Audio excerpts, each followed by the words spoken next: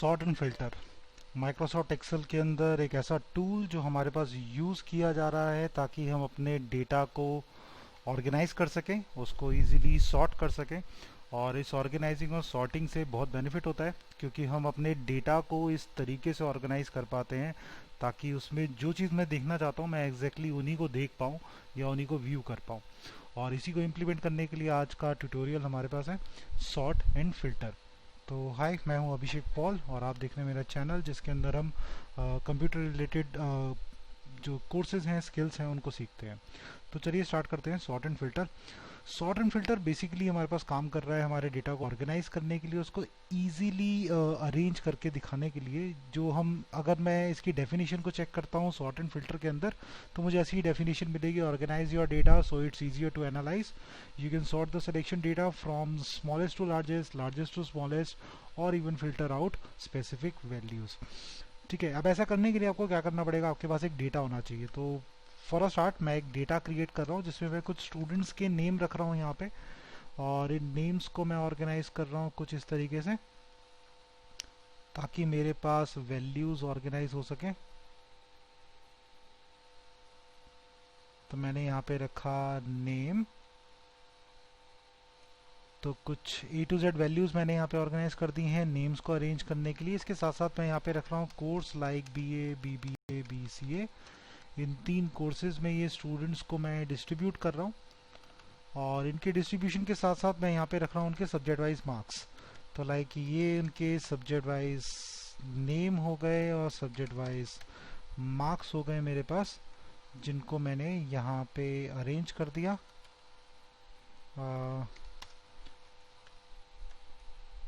तो कुछ इस तरीके से मैं इसको बिल्डअप कर रहा हूँ। कुछ एंट्री बार बार हो गई तो मैं इसको हटा देता हूँ। तो लाइक मेरे पास ये एक छोटा सा डेटा है जिसके अंदर कुछ 26 स्टूडेंट्स के नेम है मेरे पास, उनके कोर्सेज है मेरे पास, और उनके सब्जेक्ट वाइज मार्क्स हैं। तो ये एक मेरे पास डेटा हो गया। अब इसके अंदर मैं अगर अप्लाई करना चाहता हूँ सॉर्ट, तो सॉर्टिंग का मतलब है कि मैं डेटा को कुछ इस तरीके से अरेंज करूँगा कि वो सिस्टमैटिक वे से ऑर्गेनाइज हो जाए।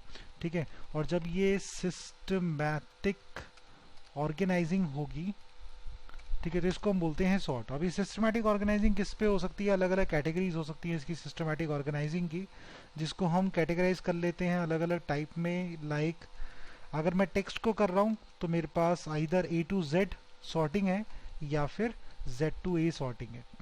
अगर मैं नंबर्स को कर रहा हूँ तो मैं हाईएस्ट टू लोवेस्ट या लोवेस्ट टू हाईएस्ट, इस फॉर्म में इसको अरेंज कर सकता हूँ। तो हाईएस्ट टू लोवेस्ट में लेके जाएगा या लोवेस्ट टू हाईएस्ट में लेके जाएगा। अगर मेरे पास ये है डेट्स के अकॉर्डिंग, ठीक है, तो ओल्डर टू न्यूअर, ठीक है, न्यूएस्ट, या फिर न्यूएस्ट टू ओल्डेस्ट। तो इस टाइप की हमारे पास कैटेगरीज यहाँ पे डिस्ट्रीब्यूट हो जाती हैं। तो आइदर वो टेक्स्ट हो सकता है, नंबर हो सकता है, या डेट हो सकता है। अब ये डिपेंड किस पे करेगा, जिस कॉलम के अंदर वैल्यूज आ रही हैं वो कॉलम की वैल्यूज के ऊपर डिपेंड करता है। अगर कॉलम में सिर्फ टेक्स्ट आ रहा है तो ये अल्फाबेटिकली अरेंज करने वाला है। अब जैसे यहाँ पे सिर्फ टेक्स्ट है तो इनको अल्फाबेटिकली अरेंज करेगा। या फिर ऐसा भी हो सकता है कि मेरे पास जो डेटा आ रहा है वो नंबर्स के थ्रू है, ठीक है, तो नंबर्स के थ्रू सॉर्ट करेगा। या फिर ऐसा हो सकता है कि मैंने कुछ डेट रखी हूँ और मैं डेट्स को ऑर्गेनाइज कर लेता हूँ यहाँ पे। तो मैं कुछ 5 डेज के गैप पे नेम नंबर्स जो है उनको ऑर्गेनाइज कर रहा हूँ ताकि ये कुछ इस तरीके से दिख सके। ठीक है, तो अब अगर मैं पहले कॉलम में कर्सर रखता हूँ, दैट मीन्स जहाँ पे मेरे पास सिर्फ टेक्स्ट आ रहा है, और उसके बाद मैं चूज करता हूँ सॉर्ट एंड फिल्टर, तो सॉर्ट दिखा रहा है मेरे पास आइदर A to Z, जो कि अभी names A to Z format में है। तो मैं इसको सॉर्ट करता हूँ Z to A में, तो उसने उल्टा कर दिया, यहाँ पे Z to A के फॉर्मेट में ले आया, Z Y X V इस टाइप के फॉर्मेट में उसने ऑर्गेनाइज कर दिया। ठीक है, अब इसमें बेनिफिट क्या होता है कि जैसे ही ये इस फील्ड को अरेंज करेगा तो इस फील्ड के साथ ऑटोमेटिकली जो उसके कंटेंट आ रहे हैं, मतलब जुबिन बिलोंग करता है BBA कोर्स से, इस डेट का एडमिशन है और ये उसके सब्जेक्ट वाइज मार्क्स हैं, तो ये यहाँ पे शो कर रहा है। अगर मैंने इसको सॉर्ट किया वापस A to Z के फॉर्मेट में, तो उसने नेम को A to Z अरेंज करा तो जुबिन के मार्क्स नीचे शिफ्ट हो गए हैं, मतलब उसके नेम के साथ साथ बाकी डेटा भी ऑटोमेटिकली ऑर्गेनाइज हो जाएगा, हमें कुछ और करने की इसमें ज़रूरत नहीं पड़ेगी। Same with numbers. अब नंबर मैंने यहाँ पे असेंडिंग ऑर्डर में अरेंज कर रखे हैं, तो अभी नंबर्स पे जब मैं रखूंगा तो दिखा रहा है स्मॉलेस्ट टू लार्जेस्ट या लार्जेस्ट टू स्मॉलेस्ट, ठीक है, या हाईएस्ट टू लोवेस्ट कह सकते हैं हम इसको। तो अब ये स्मॉलेस्ट टू लार्जेस्ट हमारे पास जब काम कर रहा है तो स्मॉल से लार्ज की तरफ वैल्यू जा रही है, मैं लार्जेस्ट टू स्मॉलेस्ट करूंगा तो हाईएस्ट वैल्यू ऊपर आ जाएगी और स्मॉलेस्ट वैल्यू नीचे चली जाएगी। तो कुछ इस तरीके से मेरे पास यहाँ पे ये ऑर्गेनाइज कर रहा है, ठीक है। तीसरा तरीका है, अगर मैंने डेट्स के अंदर अगर कर्सर रखा, ऐसे कॉलम में कर्सर रखा जहाँ पे डेट्स आ रही हैं, तो उसमें ओल्डेस्ट टू न्यूएस्ट या न्यूएस्ट टू ओल्डेस्ट इस टाइप की चॉइस आ रही है मेरे पास, तो ऑटोमेटिकली अब ये डेट्स के अकॉर्डिंग भी सॉर्ट करेगा। तो जो लेटेस्ट डेट है उसको टॉप पे रखना है और पुरानी डेट को बाद में रखना है, तो हम चूज करेंगे न्यूएस्ट टू ओल्डेस्ट, तो उसी के अकॉर्डिंग अरेंज कर देगा। या फिर ओल्डेस्ट टू न्यूएस्ट, तो पुरानी डेट टॉप पे आ जाएगी और जो नई डेट है वो नीचे चली जाएगी। तो कुछ इस तरीके से हमारे पास ऑर्गेनाइज कर रहे हैं हमारे डेटा को इन 3 अलग अलग फॉर्मेट में। दिस इज कॉल्ड सॉर्टिंग, ठीक है। सॉर्टिंग के साथ साथ हमारे पास एक और फीचर आता है जिसको हम बोलते हैं फिल्टर। फिल्टर क्या होता है, हम एक नॉर्मल सी फॉर्मेट में अगर हम बात करें तो हम क्या कर रहे हैं, सारे डेटा में से कुछ पर्टिकुलर इन्फॉर्मेशन एक्सट्रैक्ट कर रहे हैं, ठीक है। तो जब मुझे ऐसी कुछ इन्फॉर्मेशन चाहिए होगी कि सारा एक क्लस्टर हो सकता है हमारे डेटा का, और उस क्लस्टर में से मैं कुछ पर्टिकुलर इन्फॉर्मेशन ही देखना चाह रहा हूँ, तो उस इन्फॉर्मेशन को फिल्टर करने का काम या उसको व्यू करने का काम हम करते हैं फिल्टर के साथ। और फिल्टर ऐड करने के हमारे पास अलग अलग लोकेशंस हो सकती हैं। एक तरीका है कि मैं होम टैब के अंदर जाता हूँ एडिटिंग नाम के ग्रुप के अंदर, और इसमें सॉर्ट एंड फिल्टर नाम का ऑप्शन है, जिसके अंदर मुझे मिलेगा फिल्टर नाम का बटन, जो कि मैं यहाँ पे देख सकता हूँ होम टैब में एडिटिंग नाम का ग्रुप आ रहा है। इस एडिटिंग के अंदर है फिल्टर नाम का ऑप्शन सॉर्ट एंड फिल्टर के अंदर, ठीक है। दूसरा तरीका है मेरे पास डेटा टैब के अंदर।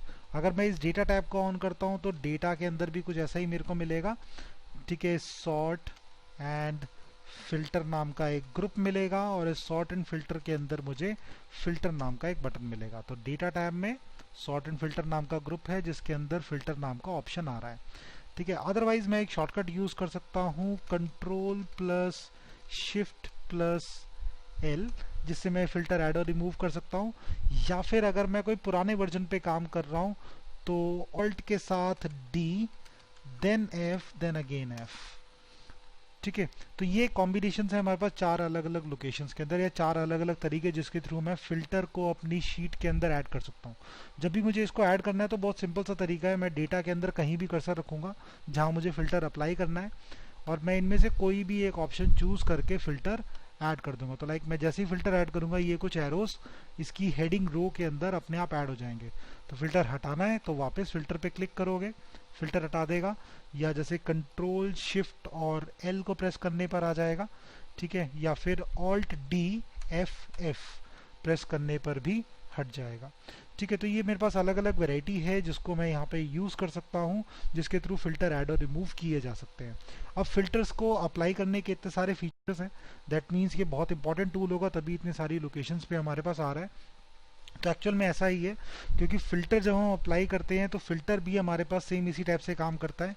वो टेक्स्ट को फिल्टर कर सकता है, वो नंबर्स को फिल्टर कर सकता है, या वो डेट को फिल्टर कर सकता है, या फिर एक और टाइप आता है हमारे पास which is called colour filter, ठीक है, जो कि बैकग्राउंड कलर या फोरग्राउंड कलर के ऊपर डिपेंड करता है। अब ये 4 अलग अलग तरीके के फिल्टर्स हमारे को प्रोवाइड करता है। अब अगेन सेम जैसे हमने सॉर्टिंग में करा था कि जिस कॉलम में जैसी वैल्यू है उसके अकॉर्डिंग वो हमारे पास सॉर्ट कर रहा था, तो सेम ऐसे ही जिस कॉलम में जैसी वैल्यू है उसके अकॉर्डिंग ही ये फिल्टर भी करने वाला है। तो अगर मैंने कर्सर रखा है ऐसे कॉलम में जहाँ पे हमारे पास डेटा आ रहा है, टेक्स्ट आ रहा है, ठीक है, तो ऐसी सिचुएशन के अंदर जब मैं फिल्टर अप्लाई करता हूँ तो फिल्टर अगर मैं व्यू करूंगा तो उसमें हमारे पास दिखाएगा टेक्स्ट फिल्टर। दैट मीन्स ऐसे फिल्टर जो टेक्स्ट से रिलेटेड हो सकते हैं। Text must be equals to something, does not equals to, text begin होना चाहिए किसी टेक्स्ट से, या एंड होना चाहिए किसी पर्टिकुलर टेक्स्ट पे जाके, या कंटेन्स होना चाहिए। अब ऐसे में मैं चूज करता हूँ सपोज कंटेन्स, और मैंने कंटेन्स में टाइप किया डबल ई, तो इस पूरे कॉलम के अंदर ऐसे नेम को फिल्टर आउट कर देगा जिसमें डबल ई आ रहा होगा। तो उसने फिल्टर कर दिया यहाँ पे उन्हीं नेम्स को जिसमें डबल ई आ रहा है, ठीक है। ऐसे ही मैं इसको वापस ऑन करना चाहता हूँ या सारे फिल्टर हटाना चाहता हूँ तो क्लियर फिल्टर फ्रॉम नेम का एक ऑप्शन आ रहा है, मैं इससे ऑफ कर सकता हूँ। दूसरा तरीका, अगर मैं चूज करता हूँ ऐसे कॉलम के अंदर कर्सर रख के जहाँ पे डेट्स आ रही हैं, तो यहाँ पे मेरे को मिलेगा डेट फिल्टर। अब डेट में मैं चूज कर सकता हूँ कि मेरे को इस वीक की ही एंट्री चाहिए, या लास्ट वीक की एंट्री चाहिए, या नेक्स्ट मंथ की एंट्री चाहिए। तो सपोज मैंने चूज करा नेक्स्ट मंथ, तो सिर्फ उतनी ही एंट्रीज उठाएगा जो नेक्स्ट मंथ में अपीयर हो रही है। ठीक है, तो अब मैं इसको वापस हटाना चाहता हूँ, तो again clear filter from date, तो फिल्टर हटा देगा।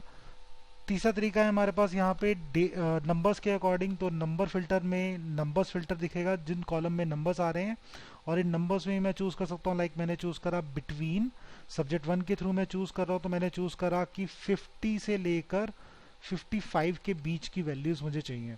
तो मैंने बिटवीन में चूज करा लोवेस्ट वैल्यू और हाईएस्ट वैल्यू, और ओके कर दिया। तो 50 से लेकर 55 तक की वैल्यूज जो आती हैं सब्जेक्ट 1 के अकॉर्डिंग, उन्हीं वैल्यूज को फिल्टर कर रहा है। और अगर मैं इसको हटाना चाहता हूँ, तो again clear filter from subject 1, तो जैसे ही मैंने ओके किया उसने वो फिल्टर इरेज कर दिया। ठीक है, तो ये अलग अलग तरीके के फिल्टर जो टेक्स्ट, नंबर और डेट के अकॉर्डिंग काम कर रहे हैं। लेकिन अगर मैं कलर फिल्टर यूज करना चाहता हूँ, तो कलर करने के लिए मेरे पास कंटेंट के अंदर कलर होना जरूरी है। लाइक मैं इसको बैकग्राउंड कलर दे रहा हूँ कि कुछ पर्टिकुलर रोज मैंने यहाँ पे पिक करी जिनको मैंने कुछ बैकग्राउंड कलर दे दिए। लेट्स से हम कह सकते हैं कि ये कुछ इंपॉर्टेंट स्टूडेंट्स हैं जिनके बारे में हमें कुछ स्पेशल इन्फॉर्मेशन चाहिए। अब मैं किसी भी कॉलम में, क्योंकि ये सारे कॉलम के अंदर बैकग्राउंड कलर आ रहा है, तो इसलिए मैं किसी भी कॉलम के फिल्टर को ऑन करता हूँ, तो वहाँ पे मुझे एक फीचर मिलेगा फिल्टर बाय कलर। तो अगर चाहे मैं सब्जेक्ट में क्लिक करूँ, वहाँ भी मुझे फिल्टर बाय कलर मिलेगा। अगर मैं नेम्स पे क्लिक करूँगा, वहाँ भी मुझे फिल्टर बाय कलर मिलेगा। और इसमें मैंने चूज़ करा कि मुझे सिर्फ वही लोग चाहिए जिनके बैकग्राउंड में येलो कलर हो रखा है, तो जैसे मैंने पिक किया सिर्फ उन्हीं को पिक कर रहा है। या मैंने फिल्टर किया कि फिल्टर बाय कलर में सिर्फ वही लोग उठाने हैं जिनके बैकग्राउंड में कोई कलर नहीं है। ठीक है, तो सिर्फ उन्हीं पोर्शन को मेरे सामने यहाँ पे हाईलाइट करेगा। अब अगर मैं चाहता हूँ कि फिल्टर हटाना है, तो again clear filter from name, कुछ इस तरीके से मैं इसको अप्लाई कर सकता हूँ। अब ये जो ड्रॉप डाउन आ रहे हैं मैं माउस के साथ चूज कर रहा हूँ, मैं चाहता हूँ कि कीबोर्ड के थ्रू ही मेरे पास इंप्लीमेंट हो सके। तो ये ड्रॉप डाउन ओपन करने के लिए हम शॉर्टकट यूज कर सकते हैं, ओपन ड्रॉप डाउन, और इसके लिए हम यूज करेंगे ऑल्ट के साथ डाउन एरो।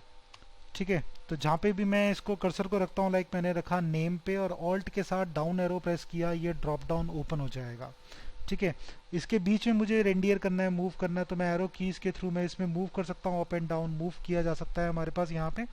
ठीक है, प्लस इसके साथ साथ मैं चाहता हूँ कि जो ड्रॉप डाउन मेरे पास ओपन हो रही है, इसमें जो टिक मार्क्स आ रहे हैं इनको मैं सेलेक्ट या डी सेलेक्ट कर सकूँ। तो ये सेलेक्ट या डी सेलेक्ट करने के लिए हमारे पास होता है सेलेक्ट और डी सेलेक्ट टिक मार्क्स। इसके लिए हम सिंपल स्पेस बार का यूज कर सकते हैं। ठीक है, तो अगेन मैं यहाँ पे चूज कर रहा हूँ सपोज कोर्स, ड्रॉप डाउन किया, कोर्स के अंदर मैंने सिलेक्ट ऑल का टिक मार्क हटाया स्पेस बार से, और बीए को ऐड किया स्पेस बार टाइप करके, और बीसीए को ऐड किया अगेन स्पेस बार टाइप करके, और एंटर किया, तो सिर्फ उतने ही पोर्शन मेरे पास फिल्टर आउट हो जाएंगे। ठीक है, तो इन फिल्टर्स को मैं ऐड और रिमूव कर सकता हूँ स्पेस बार से, जिससे ये मेरे पास शो हो जाएंगे। तो ये एक शॉर्टकट तरीका हो गया हमारे पास इन्हीं फिल्टर्स को यूज करने के लिए। तो ऑटोमेटिकली हमारे पास फिल्टर बहुत काम की चीज़ हो जाती है, डेटा को ऑर्गेनाइज करने के लिए या शॉर्टन अप करना है, कुछ इन्फॉर्मेशन को फिल्टर आउट करके हमें देखना है, तो इन सब चीज़ों के लिए हम इस फिल्टर का यूज़ कर सकते हैं। So guys that's all for today. अगर आपको इसमें कोई भी डाउट्स या कन्फ्यूजन, आप मुझे कमेंट सेक्शन में कमेंट करके बता सकते हो। ठीक है, और अगर अभी तक मेरे चैनल को सब्सक्राइब नहीं करा है, तो इस चैनल को सब्सक्राइब कर लीजिए ताकि ऐसे ट्यूटोरियल्स के और भी वीडियोस आप देख सको। Okay, bye bye.